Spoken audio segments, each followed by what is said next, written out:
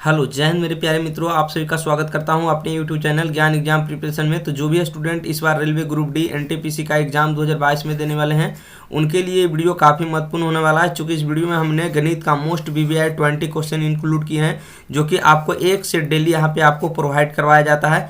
मैं सिर्फ वही क्वेश्चन का यहाँ पे डिस्कस करूँगा जो कि एग्ज़ाम में आपको आने का बहुत ही ज़्यादा चांस है।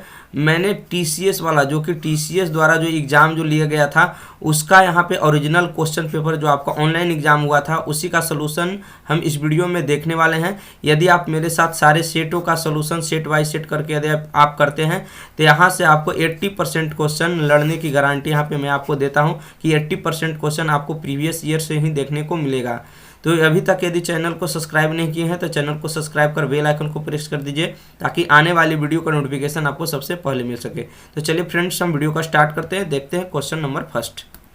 चलिए देखिएगा, यहाँ पे फार्मूला बेस्ड क्वेश्चन यहाँ पे है। कह रहा है कि 400 रुपया की एक धनराशि 8% वार्षिक ब्याज की दर से 2 वर्ष बाद बढ़कर 441 रुपया हो जाती है, तो आर का मान ज्ञात कीजिए, रेट ज्ञात कीजिए। देखिए फ्रेंड्स, इसको आप फार्मूला से भी कर सकते हैं, लेकिन इस टाइप के क्वेश्चन में आपको टाइम को बचाना होगा, क्योंकि यदि आप फार्मूला लिखेंगे, यदि उसको आप सेट करेंगे तो आपका ज़्यादा वक्त चला जाएगा। इसीलिए मैं कहता हूँ इसे आप ट्रिक से करें तो ज़्यादा अच्छा है। तो देखिए, सबसे पहले मैं आपको फार्मूला से बना करके यहाँ पे दिखाता हूँ क्या दिया हुआ है। देखिए, मूलधन जो दिया हुआ है यहाँ पे आपको 400 रुपया दिया हुआ है, ठीक है। यहाँ पे मूलधन है, यहाँ पे जो कह रहा है आपका 441 रुपया है, यानी हो जाता है इसका मतलब अमाउंट, यानी मिश्रधन दिया हुआ है आपको 441 रुपया। यहाँ पे जो रेट है, जो R% दिया हुआ है, आर जो है यहाँ पे R% दे रखा है, और टाइम जो आपको दिया है, टाइम दिया है आपका 2 वर्ष के। तो यहाँ से जो आप फार्मूला लगा दीजिएगा किसका, मतलब मिश्रधन का फार्मूला होता है P × 1 + R/100 के पावर n, ठीक है। और किसका फार्मूला होता है, तो अमाउंट का फार्मूला होता है। यहाँ से यदि आप और हल कीजिएगा तो 1 + R/100 के पावर n हो जाएगा, और बराबर a, p इस साइड गुना में है तो यहाँ पे आके आपका भागा में हो जाएगा। तो यहाँ से और सेट कीजिए, एलसीएम निकालेंगे तो यहाँ पर हो जाएगा 100। तो यहाँ पे हम लिखेंगे 100 + r, ठीक है, और पावर n के जगह समय कितना साल, तो 2 साल, तो 2 वर्ष यहाँ पे रखेंगे, और बराबर a का मान यहाँ पे अमाउंट कितना है, तो 441, तो 441 रखेंगे। p का वैल्यू यहाँ पे दिया हुआ था आपका 400, तो यहाँ पर देखिए हम 400 लिखेंगे, ठीक है। स्क्वायर हटेगा, अंडर रूट चढ़ेगा, तो यहाँ पे हो जाएगा आपका 100 + r, और बटे में हो जाएगा आपका 100, और यहाँ पे अंडर रूट चढ़ाएंगे तो 441 का वर्गमूल 21, और 400 का वर्गमूल यहाँ पे 20 हो जाएगा। अब देखिए यहाँ से काटिएगा तो 20 × 25 100, 5 से कट जाएगा, तिरछा तिरछी गुना 1 हो गया, 1 में इतना गुना होगा तो यहाँ पे 100 + r ही रहेगा, ठीक है। 21 × 25 75 से 105। अब आर का मान निकालेंगे, 100 ले जा करके घटाएंगे तो यहाँ पर आर का जो वैल्यू आएगा 5%। तो देखिए, आपको बहुत सारा फार्मूला यहाँ पे लिख करके आपको आंसर लाना पड़ा, लेकिन यहाँ पे देखिएगा यदि हम शॉर्टकट मेथड की यहाँ पे हम बात करें तो किस आधार पे यहाँ पे हम बनाएंगे, ठीक है। तो देखिएगा, आपको जो दिया हुआ है, आप पी और अमाउंट, ठीक है, मूलधन और मिश्रधन लिख दीजिए। तो यहाँ पे कितना है, मूलधन 400 दे रखा है, आपको मिश्रधन कितना दिया है, 441। टाइम 2 वर्ष के लिए, या सोचिए कि 400 किसका स्क्वायर है, तो 20 का स्क्वायर होता है, 41 किसका स्क्वायर, 441, तो 21 का स्क्वायर होता है, ठीक है। 3 वर्ष के लिए रहेगा तो क्यू कीजिएगा, 2 वर्ष के लिए रहेगा तो स्क्वायर के रूप में लेंगे, ठीक है। तो यहाँ से हमको क्या निकालना, रेट। तो यहाँ से क्या पता चल रहा है, मिश्रधन आपका 1 है तो चक्रवृद्धि ब्याज कितना हो जाएगा, 1, और बटे कितना हो जाएगा, मिश्रधन कितना है तो 20, और प्रतिशत के लिए कितना से गुना करेंगे तो 100 से, तो 20 × 100 कट जाएगा, यानी यहाँ से रेट आपका आसानी से निकल गया 5%। फ्रेंड्स, मैं आपको बता दूं कि यदि रेट यदि कहीं भी दिया हुआ है, जिस तरह से यदि 5% दिया हुआ है तो 5% का मतलब होता है 5/100। 5/100 का मतलब यहाँ से 5 से काटेगा तो 20 × 25 100, यानी 1/20। तो जो नीचे वाला होता है मूलधन और CI के क्वेश्चन है तो ऊपर वाला होता है CI, ठीक है। तो रेट में क्या होता है, किसका फ्रैक्शन वैल्यू होता है, तो CI और किसका, मूलधन का होता है, ठीक है, CI और मूलधन का। तो यहाँ पे हम लिखेंगे CI कितना हो जाएगा, तो यहाँ पे यदि CI यदि आप निकालते तो CI कितना होता है, 2120 में 1 घटेगा तो यहाँ पे 1 होता, तो CI बटा मूलधन प्रतिशत के लिए 100 से गुना, तो यहाँ पे 5% इसका आंसर आ गया। चलिए हम अगली सवाल हम लेते हैं। चलिए देखिए, यहाँ पे काफ़ी अच्छा सवाल है। यहाँ पे कह रहा है किरण किसी काम को 15 दिन में पूर्ण कर सकती है, वह 5 दिन काम करने के बाद काम को छोड़ देती है। यदि बैंकेट अकेले शेष कार्य को 30 दिन में पूर्ण कर देता है तो बैंकेट अकेले पूरे काम को करने में कितना दिन लगाएगा, ठीक है, कितना दिन में पूर्ण कर सकता है।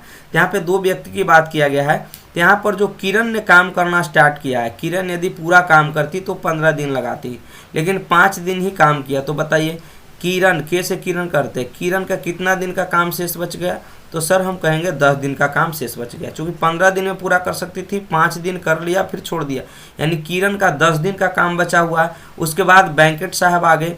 बैंकेट अकेले काम को 30 दिन में, जो काम यहाँ पे बच रहा था के का 10 दिन का काम बैंकेट ने पूरा किया है यहाँ पे 30 दिन में। ठीक है, जो शेष काम बच रहा था वो 30 दिन में बैंकेट ने पूरा किया। तो यहाँ काट दीजिएगा, तो 1 0 से 1 0, यहाँ पर आ गया के इंटू 1। ठीक है, यहाँ पे आपका हो जाएगा 3 गुने भी। तो के का जो वैल्यू आपका 3 हो गया, नज़दीक का नज़दीक के लिए होता है, दूर का रिलेशन दूर के लिए होता है। यदि रेशियो की बात किया जाए यहाँ पे के और भी का, यानी किरण और बैंकेट का, तो किरण का वैल्यू 3 और बैंकेट का वैल्यू यहाँ पे 1। ठीक है, अब यहाँ पे टोटल काम की बात करें तो टोटल काम यही ना था, किरण किसी काम को कितना दिन में, 15 दिन में कर रही थी, तो टोटल काम ये वाला है। लेकिन आपसे पूछा क्या है, बैंकेट अकेले पूरे काम को कितने दिन में करेगा, तो बैंकेट अकेले पूरे काम को कितने दिन में करेगा, तो इसे डी दिन मान लेते हैं। बाकी सारा कुछ आपका रेशियो यहाँ पे मान सबका आया हुआ आप रख दीजिए। किरण का वैल्यू कितना रखेंगे, तो यहाँ पे 3 रख दीजिए, तो 3 गुने 15 करेंगे बराबर बैंकेट का वैल्यू कितना 1, तो यहाँ पे 1 रख देंगे और गुने डी, तो डी का वैल्यू 15 तिया 45, यानी डी का मान कितना आ गया 45 दिन। यानी बैंकेट यदि अकेला काम करे तो 45 दिन में कर देगा। ठीक है, आशा करता हूँ आपको समझ में आया होगा। चलिए हम अगली सवाल लेते हैं फ्रेंड्स। चलिए देखिएगा यहाँ पे जो सवाल कर रहा है 144, 180 और 384 का लघुत्तम समापवर्तक ज्ञात कीजिए। ठीक है, इस टाइप के प्रश्न में बहुत ही बड़ा डाटा दिया है, तो आप तो सोचिएगा कि सर इस आधार पर आपको एलसीएम निकालना पड़ेगा यहाँ पे। ठीक है, बहुत सारे बच्चे यहाँ पे इस तरह का यहाँ पे एलसीएम निकालने लगते हैं, तो ज़रा सोचिए आपको निकालने में कितना वक्त लगेगा। इस टाइप के क्वेश्चन को आपको 10 से 15 सेकंड के अंदर बनाना होगा, तभी आप रिजल्ट ले सकते हैं। इस टाइप को क्वेश्चन आपको ज़रूर बनाना होगा कम टाइम में। ठीक है, तो देखिएगा शॉर्टकट तरीका से हम इसे किस आधार पर बिना एलसीएम निकाले हम बना सकते हैं। ठीक है, तो आप सबसे पहले एक मेरा बात समझिएगा, यहाँ पर यदि आपको एक कोई छोटा संख्या दिया हो रहा है, जैसे हम 10, 20 और 30 लेते हैं। ठीक है, यदि हमको इसका एलसीएम निकालना कहता है तो सब आराम से निकाल देते हैं। यहाँ पे सर इसका एलसीएम यहाँ पे आपका 60 हो जाएगा। ठीक है, वेरी गुड, यहाँ पे इसका एलसीएम कितना हो जाएगा 60। तो जरा यहाँ पर आप देखिए कि जो एलसीएम आया वो 30 से भी कट रहा है, ठीक है, 20 से भी कट रहा है और 10 से कट रहा है। इसका मतलब यदि बोला जाए कि जो भी इसका आंसर होगा 144 से भी कटेगा, 180 से भी कटेगा और 384 से भी कटेगा। तो कोई एक यहाँ पे हम एक नंबर उठा लेते हैं, जैसे हम उठा लिए यहाँ पे 180। ठीक है, तो 180 किस किस संख्या से कट सकता है, 3 से भी कट सकता है, 6 से भी कट सकता है और बहुत सारे फैक्टर है जिससे 180 क्या हो सकता है, कट सकता है। तो जो संख्या 180 से कटेगा वह नंबर 3 से कटना चाहिए। कटना का चाहिए या नहीं, बिल्कुल कटना चाहिए। जो संख्या 180 से कटेगी, यानी जो 180 से कटेगी वही तो हमारा एलसीएम होगा। ठीक है, किसी एक नंबर को हम पकड़ करके कर सकते हैं। ठीक है, तो यहाँ पर देखिएगा जो 180 से कटेगा वो 3 से भी कटना चाहिए। तो 3 से कटने का नियम सभी को पता होगा, अंकों का जोड़ते हैं। ठीक है, तो देखिए यहाँ पे जोड़िए 5, 5, 10 और 6, 16। तो यहाँ पे जोड़कर आया 16, जो कि मेरा आंसर नहीं हो सकता। देखते के साथ आप नेगलेक्ट कीजिए यहाँ पे। और देखिए यहाँ भी जोड़िएगा 7, 3, 10, 6, 16, यहाँ पर भी 16 आ रहा है, ये भी मेरा आंसर सही नहीं है। यहाँ पर देखिएगा तो 7 और 5, 12, 6, 18, यहाँ पे 18 आ रहा है, यानी 6 से कटेगा। इसका मतलब 180 से भी कटने की संभावना। लेकिन एक ऑप्शन आप देखिएगा 7, 6, 13, 1, 14 आ रहा है, जो कि 3 से कोई भी नंबर यहाँ पे नहीं कट रहा है, सिर्फ एक नंबर कट रहा है। तो इसके सहारे, सिर्फ एक नंबर के सहारे इस आंसर को हम टिक करके निकाल सकते हैं। बाकी आप 144, 384 से चेक करने की कोई भी दरकार नहीं है यहाँ पे। तो देखिए बिल्कुल ही आसान तरीका से मैंने आपको करके दिखाया। चलिए दोस्तों हम अगली सवाल देखते हैं।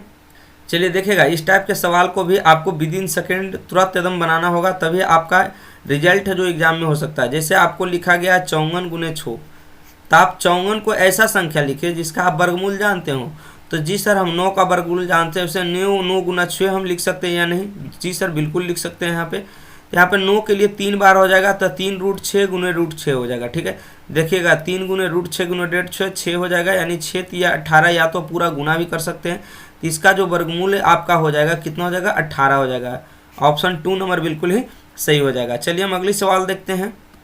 चलिए यहाँ पे जो सवाल है आपका, दूध और पानी के 120 लीटर मिश्रण में दूध और पानी का रेशियो दिया है 2:1 करा। मिश्रण में कितना पानी मिलाने पर दूध और पानी का अनुपात 1:2 आ जाएगा। देखिए सबसे पहले हम क्वेश्चन लिखते हैं, यहाँ पे हम मिल के लिख देते हैं।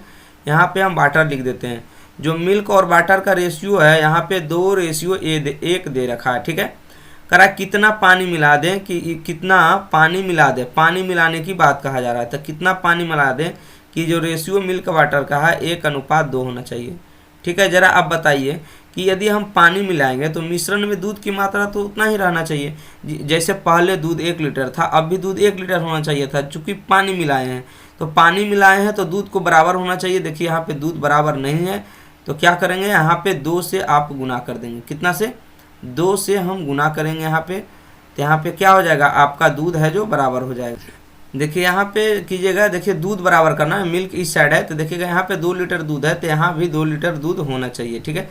जब 2 से इसमें गुना किए हैं तो 2 से इसमें भी गुना करेंगे, ठीक है। तो यहाँ पे देखिएगा टोटल जो मिश्रण था यहाँ पे 120 लीटर, यहाँ पे देखिएगा टोटल मिश्रण 2 और 1 यानी 3 लीटर। तो 120 का बैलेंस 3 से कितना पानी मिला गया, पहले वाटर 1 था अब 4 हो गया, यानी कितना मिला गया, तो 3 यूनिट मिला गया।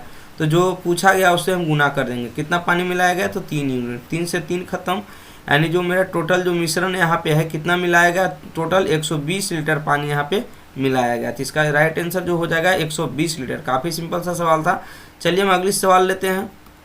चलिए यहाँ पे कह रहा है कि ABC किसी काम को 15 दिन, 20 दिन, 30 दिन में पूरा कर सकते हैं। यदि उन्हें इस कार्य के लिए कुल 270 रुपये भुगतान प्राप्त होते हैं तो इसमें B का हिस्सा क्या था। देखिएगा आपको दे रखा है A का, B का और C का, ठीक है। सभी का दिया हुआ है 15 दिन, ये आपका 20 दिन में करता है, ये आपका C है जो 30 दिन में पूरा कर सकता है। जो सभी का एलसीएम होगा, जो टोटल वर्क यहाँ पे होगा, ठीक है। देखिएगा 15 दूनी के कितना एलसीएम इसका कितना आ जाएगा, यहाँ पे एलसीएम जो है आपका 60 हो जाएगा, टोटल वर्क 60 हो गया, यानी 15 चौके 60, 20 से 60 में भागा देंगे, 20 तिया के 60 और 30 दूनी 60, ठीक है।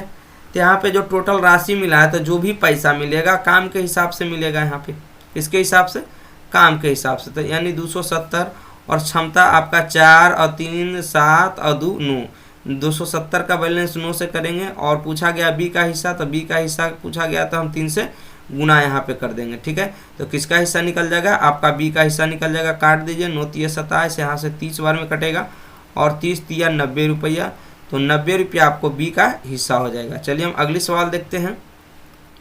चलिए यहाँ पे जो दिया है कि A का वेतन B के वेतन से 50% अधिक है, तो B का वेतन A के वेतन से कितना प्रतिशत कम है। तो देखिएगा यहाँ पे जो 2 आदमी दिया है, आपका A दिया है और B दिया है। A का वेतन B से 50% अधिक, तो A का जो वेतन रहेगा, B का यदि 100 ले लें तो इसका 50% अधिक, किसका मतलब 150 रहेगा, ठीक है।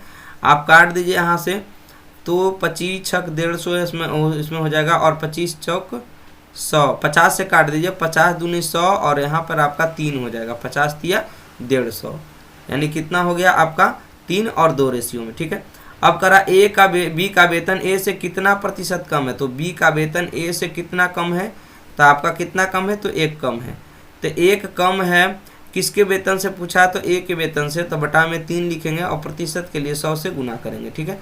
तो 100/3 का मतलब कितना हो जाएगा, 33.1/3% इस क्वेश्चन का करेक्ट आंसर हो जाएगा। चलिए अगली सवाल देखते हैं। चलिए यहाँ पे जो सवाल है यहाँ पे कह रहा है, निम्नलिखित में कौन सी भिन्न है जो अशांत पूर्णावृत्ति दशमलव का है।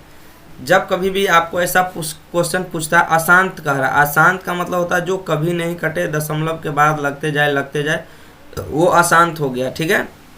लेकिन शांत दशमलव जो दशमलव के बाद कुछ अंकों तक जा कर के कट जाए उसे शांत कहेंगे। लेकिन अशांत पहचानना है, तो जब ये आपको अशांत पहचानना है, तो जो हर में यदि शांत दशमलव कब होगा, शांत दशमलव जब होगा जब हर में आपका या तो केवल 2 का गुणनखंड या केवल 5 का गुणनखंड, या तो 2 या 5 दोनों एक साथ हो सकता है, 2 तथा 5 दोनों भी हो सकता है, तब भी आपका होगा आपका शांत। केवल 5 भी रहेगा फिर भी शांत होगा, केवल 2 भी रहेगा फिर भी शांत होगा। तो ज़रा आप खोजिए कि कौन सा ऐसा ऑप्शन है जिसमें ना 2 केवल है, ना ही केवल 5 है, नहीं तो 5 2 है। यहाँ पे 4 है, ये तो शांत आपका हो जाएगा, ठीक है। ये 2 का हो गया। यहाँ पे देखिएगा 5 है, ये भी आपका शांत हो जाएगा। ये भी इसमें 5 और 2 सिर्फ ही आएगा, ये भी आपका शांत हो जाएगा। लेकिन 100/11 यहाँ पे अशांत दशमलव हो जाएगा, जो कि हमको चुनना था, ठीक है। चलिए हम अगली सवाल लेते हैं। चलिए यहाँ पे जो सवाल लिया है, यहाँ पे कह रहा 3, 5 और 15 का चतुर्थानुपाती ज्ञात कीजिए। तो चतुर्था अनुपाती यानी 4th प्रोपोर्शनल बराबर क्या होता है, होता है बी स्क्वायर बी सी बटा ए। क्या होता है? बी सी बटा ए होता है। ठीक है, यदि आपको थर्ड प्रोपोर्शनल पूछेगा तो आप कीजिएगा बी स्क्वायर बटा ए। यदि मीन प्रोपोर्शनल यानी मध्य अंशुमानुपात पूछेगा तो यहाँ पे फॉर्मूला होता है अंडर रूट ए बी। ठीक है, तो यहाँ पे जो आपसे पूछा गया चतुर्था था, चतुर्था बराबर होता है बी सी बटा ए। तो बी का मान आपका 5, सी का मान आपका 15, ए का मान आपका 3। 3 से काटेंगे, 3 पचे 15, जो इसका आंसर हो जाएगा 5 पचे 25, यानी ऑप्शन नंबर 3 बिल्कुल ही करेक्ट हो जाएगा। चलिए अगली सवाल देखते हैं। चलिए यहाँ पे जो सवाल आपका है, कह रहा है 96 किलोमीटर प्रति घंटा की चाल से चल रही एक रेलगाड़ी एक खंभा को 12 सेकंड में पार करती है। यदि एक प्लेटफॉर्म को पार करे यदि रेलगाड़ी तो 30 सेकंड में पार करती है, तो प्लेटफॉर्म की लंबाई ज्ञात कीजिए। ठीक है, तो यहाँ पे जो स्पीड जो आपका दिया हुआ है रेलगाड़ी का जो चाल है आपका 96 किलोमीटर प्रति घंटा, तो इसे हमको किस में कन्वर्ट करना पड़ेगा? चूँकि सारा ऑप्शन मीटर में है, बाकी सेकेंड में है, तो यहाँ पे हम इसको मीटर प्रति सेकंड में चेंज कर लेते हैं। तो 96 मीटर प्रति सेकंड में करने के लिए 5/18 से गुना करना पड़ता है। ठीक है, तो यहाँ पे काटिएगा तो 18 से कटेगा ही नहीं, चूँकि चलिए हम इसको ऐसे ही रहने देते हैं। ठीक है, बाद में हम इसको जब क्वेश्चन बनाएंगे तो वहाँ पे हम चेंज कर लेंगे। ठीक है, तो देखिएगा यहाँ पे जो कह रहा है आपका कि जो रेलगाड़ी है एक खंभा को है जो 12 सेकंड में, खंभा को जो पार कर रहा है यहाँ पे 12 सेकंड में, तो यहाँ पे जो है 96 किलोमीटर प्रति घंटा की चाल से एक जो रेलगाड़ी है 12 सेकंड में एक जो पार कर रहा है खंभे को, यानी जो ट्रेन की लंबाई होगी वही दूरी हो गई। यानी हम यदि दूरी निकाल ले तो दूरी बराबर क्या होगा? यहाँ पे दूरी बराबर चाल गुने समय होगा। तो चाल आपका दिया है 96 और टाइम दिया है आपका 12 सेकंड, तो 96 गुने 12। तो यहाँ पे जो आप करिएगा 96 को किलोमीटर प्रति सेकंड में चेंज करेंगे तो 5/18 से इसमें गुना करेंगे। ठीक है, इसे आप काटेंगे तो 6 दूना 12, 6 तिया के 18, 3 से काटिएगा यहाँ पे 3 तिया 9, 3 दूनी के 6, तो यहाँ पे जो हो जाएगा 32 और 5 दूना 10, यानी यहाँ पे जो टोटल दूरी हो जाएगा 320 मीटर। ठीक है, तो यहाँ पे जो ट्रेन की जो लंबाई होगी 320 मीटर होगी। ठीक है, अब कहता है प्लेटफॉर्म को 30 सेकंड में पार कर रहा है, तो प्लेटफॉर्म के यदि कोई रेलगाड़ी पार करता है तो यहाँ पे जो टोटल डिस्टेंस होता है दोनों का योगफल हो जाता है। तो यहाँ पे प्लेटफॉर्म की लंबाई निकालनी है, 30 सेकंड में पार कर रहा है, तो यहाँ पे समय बराबर क्या हो जाएगा? दूरी बटा चाल। तो समय बराबर यहाँ पर दूरी तो है 320 और प्लस प्लेटफॉर्म की लंबाई जुटेगी, चाल तो वही रहेगी 96 किलोमीटर प्रति घंटा, तो इसको करेंगे तो 5/18 से यहाँ पे हम गुना करेंगे। ठीक है, और बराबर जो आपका समय दिया है यहाँ पे 30 सेकंड दे रखा है। ठीक है, इसे आप सोल्यूशन हम कर लेते हैं। देखिएगा 6 से काटिए, 6 तिया 18 और 6 पंजे के 30, 5 से कट जाएगा यहाँ पे, 3 से काटिएगा तो 3 तिया 9, 3 दूनी 6। ठीक है, तो यहाँ पे कितना हो गया आपको? 320 प्लस पी हो गया, और यहाँ पे हम करें तो यहाँ पे हो जाएगा 32 और गुने कितना हो जाएगा यहाँ पे आपका 25 हो जाएगा। ठीक है, 32 और 5 पचे 25, तो यहाँ पे जो हो जाएगा 320 और प्लस पी बराबर 25 दूना 50 के शून्य हाथ में 5 और 25 तिया 75 और 2 कितना हो जाएगा आपका?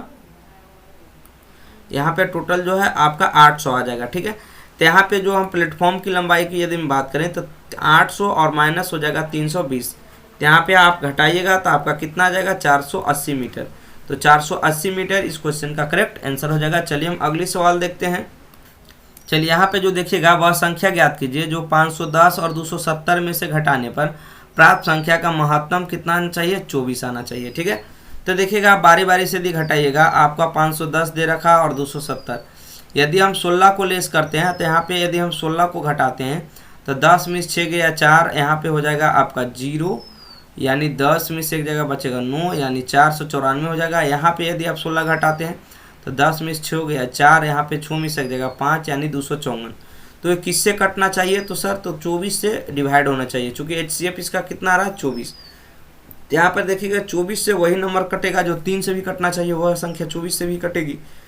तो 3 से देखिए कटता है 5 और 9, 9 2 11 जी, 3 से नहीं कटता है, इसका मतलब ये आपका सही नहीं है। तो यहाँ पे चलिए हम 6 घटा करके देखते हैं। 6 घटाइएगा तो यहाँ पे बचेगा 504। यहाँ पे यदि आप 6 लेस करते हैं, इसमें भी यदि 6 लेस कर देते हैं तो कितना बचेगा? यहाँ पे बचेगा 274। ठीक है, सॉरी यहाँ पे 264 होगा, यहाँ पे कितना हो जाएगा? 264 घटा करके आएगा यहाँ पे। तो देखिएगा यहाँ पे यदि हम 6 घटाते हैं तो देखिए इसका HCF 24 यदि होना चाहिए तो क्या 24 से दोनों नंबर कटेगा? यस 24 से बिल्कुल ही यहाँ पे कटेगा, ये भी संख्या आपका डिवाइड हो जाएगा और ये वाला भी संख्या आपका डिवाइड हो जाएगा। इसका मतलब है कि 6 घटाने वाला जो है आपका ऑप्शन बिल्कुल ही करेक्ट हो जाएगा। तो इस टाइप के क्वेश्चन आप ऑप्शन से कीजिए तो ज़्यादा बेटर है, बहुत जल्दी ही आपको एग्जाम में आपका बन जाएगा। चलिए अगली सवाल देखते हैं। करा एक ट्रक 2.5 घंटे में आपको 92.5 किलोमीटर की दूरी तय करता है। यदि ट्रक पूरी यात्रा के दौरान समान चाल से चलता है तो उसके द्वारा 1 घंटा में तय की गई दूरी बताइए। तो दूरी बराबर क्या होता है, चाल गुने समय। तो जो समय का मान दिया हुआ आपका 2.5 आवर दिया हुआ है। जो आपका यहाँ पे दूरी जो दिया है टोटल आपका 92.5 किलोमीटर। ठीक है, तो यहाँ पे हमको चाल निकालना है, क्या निकालना है, यहाँ पे 1 घंटे में तय की गई दूरी। ठीक है, तो यहाँ पे हमको 1 घंटा में आपको समय में निकालना है। तो देखिएगा यहाँ पर यदि हम चाल की बात करें तो चाल बराबर दूरी बटा समय। तो दूरी यहाँ पे कितना दिया आपको 92.5 और बटा यहाँ पे 25, 2.5। ठीक है, इससे हम भागा देंगे, दशमलव से दशमलव कटेगा, यहाँ पे भागा लगाएंगे तो यहाँ पे कट जाएगा आपका 25 दिया के 75, यहाँ पे 37 बार में आपका कट जाएगा। तो यहाँ पे चाल आ गया है 37 किलोमीटर प्रति घंटा। ठीक है, तो यहाँ पे पूछा 1 घंटा में कितनी दूरी जाएगी। तो 1 घंटा में तय की गई दूरी कितना हो जाएगा, 1 घंटा में जो दूरी जाएगा आपका डिस्टेंस जो कवर करेगा, तो दूरी बराबर चाल गुने समय। तो चाल 37 और समय 1 घंटा में पूछा, यानी इसका जो यहाँ पे दूरी जो हो जाएगा यहाँ पे 37 किलोमीटर इस क्वेश्चन का करेक्ट आंसर हो जाएगा। चलिए हम अगली सवाल देखते हैं। देखिएगा यहाँ पे करा बहुत छोटी छोटी संख्या ज्ञात करें जिसमें 35, 40, 60 से विभाजित करने पर प्रत्येक मामला में 7 शेष बचे। ठीक है, तो इस टाइप के क्वेश्चन में क्या करते हैं, सभी का आप क्या करिएगा, ये तीनों का आप एलसीएम निकालिएगा तो आपका 800 हो जाएगा। जो शेष बचता है उसे आप ऐड कर दीजिए। तो यहाँ पे जो आंसर आपका हो जाएगा 847 है, सॉरी यहाँ पे 840 यहाँ पे एलसीएम आएगा, तो यहाँ पे जोड़िएगा तो यहाँ पे टोटल जो हो जाएगा आपका 847 यहाँ पे हो जाएगा। तो ये वाला ऑप्शन नंबर 3 बिल्कुल ही करेक्ट हो जाएगा। चलिए अगली सवाल लेते हैं। चलिए यहाँ पे जो कह रहा है आपका सवाल है, यहाँ पे कह रहा है ABC संयुक्त रूप से एक व्यापार शुरू करते हैं। ए की पूंजी का दुगना बी की पूंजी के 3 गुने के बराबर है। यहाँ पे कह रहा है बी की पूंजी सी की पूंजी के 4 गुना है। यदि वार्षिक लाभ आपका यहाँ पे दिया हुआ है यहाँ पे, तो कह रहा है इसमें से बी का हिस्सा आप ज्ञात कीजिए। ठीक है, तो यहाँ पे जो सबसे पहला स्टेप यहाँ पे कह रहा है कि ए की पूंजी बी की पूंजी की तिगुना के बराबर है। ए की पूंजी का दुगना, तो ठीक है, ए के पूंजी का दुगना हो गया बराबर है बी के पूंजी के 3 गुना। तो बी के पूंजी के 3 गुना, तो यहाँ से यदि हम रेशियो निकाले तो ए के लिए 3 और बी के लिए 2। तो यहाँ से यदि रेशियो हम निकालते हैं तो ए रेशियो बी क्या हो जाएगा आपका, ए रेशियो बी आपका हो जाएगा 3:2। ठीक है, यदि यहाँ पर हम यदि बात करते हैं, आगे कहता है बी की पूंजी सी के पूंजी की 4 गुना। तो यदि बी रेशियो सी की बात करें तो बी का जो पूंजी है सी की 4 गुना, तो सी की 4 गुना यदि सी को 1 लेते हैं तो बी का यहाँ पे 4 हो जाएगा। अब यहाँ से देखिएगा ए बी आप सी तो निकाल ही सकते हैं, ए अनुपात बी आपका हो गया 3:2। ठीक है, और बी अनुपात सी जो आपका हो गया 4:1। ठीक है, यहाँ पे देखिएगा बी का वैल्यू सेम है, यहाँ पे 4 यहाँ पे 2 है, तो बी का वैल्यू को क्या कीजिए आप सेम कर दीजिए, 2 से इसमें गुना करेंगे, 2 से इसमें गुना करेंगे। अब यहाँ से चलिए आप ए बी और सी का यहाँ पे मान निकाल लीजिए। ठीक है, यहाँ पे कितना हो जाएगा 3 दूनी 6 और बी का वैल्यू 4 और सी का वैल्यू जो आपका बचेगा आपका 1 हो जाएगा। ठीक है, तो यहाँ पे जो कह रहा है टोटल जो वार्षिक लाभ यहाँ पे है 297,000। ठीक है, यहाँ पर जो टोटल लाभ है 6 4 10 1 कितना है 11। ठीक है, पूछा है बी के हिस्सा, तो बी के पूछा तो बी वाला से गुना करेंगे, यानी 4 से गुना करेंगे, बी का हिस्सा आपका निकल जाएगा। तो 11 से इसको आप काटिएगा यदि, तो 11 दूना 22 77 77 77 और गुने 4 77 गुने 4 27 गुने 4 करेंगे तो 108 आ जाएगा आपका। 108 और 3 जीरो यहाँ पे चिपक जाएगा। ठीक है, तो 108 पे 3 जीरो, तो ऑप्शन नंबर 3 आपका बिल्कुल ही करेक्ट हो जाएगा। चलिए अगली सवाल लेते हैं। चलिए देखिएगा यहाँ पे कह रहा है दो धनात्मक संख्याओं का योग 27 है जबकि उनके वर्गों का अंतर 81 है। कह रहा है दोनों संख्याओं में से बड़ी संख्या को ज्ञात कीजिए। ठीक है, दो धनात्मक संख्याओं का योग, मान लेते दो संख्या x + y का योग यहाँ पे 27 आपका दे रखा है। उनका वर्गों का अंतर यानी x² - y² यानी वर्गों का अंतर 81 कहा, तो यहाँ पे हम लिख देंगे 81। अब a² - b² बराबर आप पढ़े होंगे होता है a + b इंटू होता है a - b। ठीक है, बराबर यहाँ पे 81 और a + b का वैल्यू यहाँ पे 27 रखेंगे और गुने हो जाएगा आपका x - y बराबर 81। 27 से काटेंगे तो 27 दिया के 81 3 बार में कटेगा। तो यहाँ पे जो मान आ गया आपका x - y का मान आ गया यहाँ पे 3। ठीक है, अब यहाँ देखिए किस तरह से यहाँ पे हम बना देंगे। देखिएगा x प्लस वाई का मान यहाँ पे आ गया 27, ठीक है, और x माइनस वाई का वैल्यू यहाँ पे आ गया 3। यदि बड़ी संख्या निकालना हो यानी x का मान निकालते हैं तो वाई कैंसिल हो जाएगा, यहाँ पे बचेगा 2x, 27 और 3 30 हो जाएगा, और 2 से काटेंगे तो यहाँ पे 15 बार में आपका कट जाएगा। तो यहाँ जो x का मान आ जाएगा आपका कितना आएगा, तो 15। तो बड़ी संख्या कितना हो गया, 15 हो गया यहाँ पे। तो इसका सही आंसर ऑप्शन नंबर 2 बिल्कुल ही करेक्ट हो जाएगा। चलिए अगले सवाल देखते हैं। चलिए कह रहा x है जो y से 20% अधिक है, तो y x से कितना प्रतिशत कम है। बहुत ऐसा क्वेश्चन पूछते हैं लड़के, थोड़ा सा एग्जाम में गड़बड़ा जाते हैं। तो देखिए कह रहा है x है और y है, सबसे पहले लिख लें। कह रहा x y से 20% अधिक, तो x रहेगा जो y से 20% अधिक। यदि इसे 100 लेंगे तो इसे हम 120 लेंगे। यदि कटता है तो काट दे आप, 20 छक 20 से और 20 पंजे 100, 20 से दोनों को काट दिए। अब कह रहा y x से कितना प्रतिशत कम है, तो y है जो x से कितना कम है, तो यहाँ पे 1 कम है। तो कितना प्रतिशत कम है, तो 1 किससे पूछा है, तो y x से, जिसके साथ का लगे से लगे उसका मान नीचे, तो x से पूछा है तो 6 नीचे रहेगा, गुने प्रतिशत के लिए 100 से। 50 दूनी 100 और 3 दूनी 6, तो यहाँ पे हो गया 50/3, और 50/3 का मतलब होता है 16.2/3%। इस क्वेश्चन का आंसर 16.2/3% बिल्कुल ही सही हो जाएगा। तो आप लोग को वीडियो कैसा लगा कमेंट करके ज़रूर बताएं। Thank you.